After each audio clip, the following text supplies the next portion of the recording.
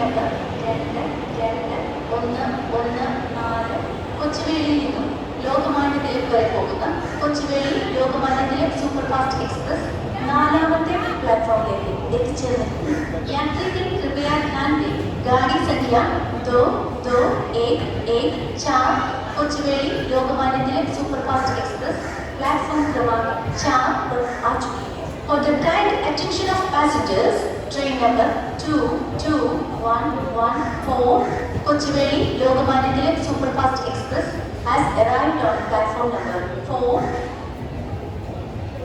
कोड़ीकोड station निगले स्वागत ചെയ്യുന്നു. कोड़ीकोड स्टेशन पर आपका स्वागत है.